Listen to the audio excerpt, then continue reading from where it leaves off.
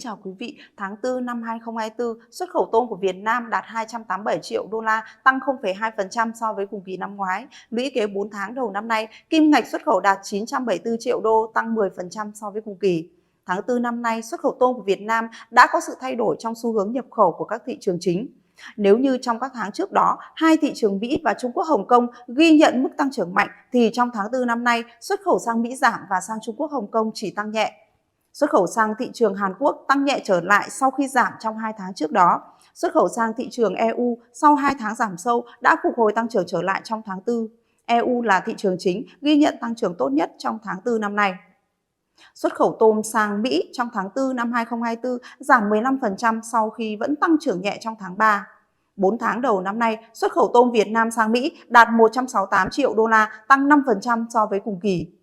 Nhập khẩu tôm vào Mỹ từ các nguồn cung trong quý đầu năm nay ghi nhận tăng về khối lượng, giảm nhẹ về giá trị. Tháng 3 năm nay, Mỹ lại tăng vọt nhập khẩu tôm từ Ecuador với mức tăng 25 và 24% lần lượt về khối lượng và giá trị. Điều này có thể khiến cho Mỹ giảm bớt lượng nhập từ các nguồn khác. Ngành tôm Việt Nam đang trong giai đoạn phấp phỏng trước những thông tin liên quan đến thuế chống trợ cấp. Hiện Mỹ đang xem xét công nhận Việt Nam là nền kinh tế thị trường. Hy vọng đạt kết quả tích cực sẽ giúp cho rào cản thuế chống trợ cấp được tháo gỡ, giải tỏa gánh nặng cho các doanh nghiệp xuất khẩu tôm của Việt Nam đi Mỹ. EU được coi là thị trường điểm sáng trong tháng 4. Xuất khẩu tôm sang EU đạt 38 triệu đô, tăng 28% so với cùng kỳ. Lũy kế 4 tháng, giá trị xuất khẩu đạt 119 triệu đô la, gần như tương đương với cùng kỳ năm ngoái. Triển lãm Thủy sản Toàn cầu 2024 diễn ra tại Tây Ban Nha vào tháng 4 có sự tham gia của nhiều doanh nghiệp tôm Việt Nam.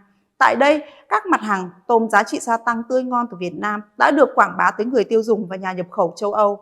Các sản phẩm tôm ăn liền được các doanh nghiệp chế biến thành nhiều món ăn phong phú đa dạng và mời khách tham gia thưởng thức ngay tại gian hàng. Xuất khẩu tôm Việt Nam trong 4 tháng đầu năm nay ghi nhận tăng 10% so với cùng kỳ là dấu hiệu cho thấy lượng tồn kho tại các thị trường đã giảm bớt. Tuy nhiên, nhu cầu thực tế của người tiêu dùng vẫn chưa thể hiện rõ khả năng hồi phục. Trong bối cảnh còn phải đối mặt với nhiều thách thức, ngành tôm Việt Nam nên đẩy mạnh sản xuất hàng giá trị gia tăng, tập trung nhiều hơn cho khâu nuôi để tăng năng suất, giảm giá thành, nâng sức cạnh tranh để tăng trưởng kim ngạch xuất khẩu trong năm nay. Xin cảm ơn quý vị đã chú ý theo dõi.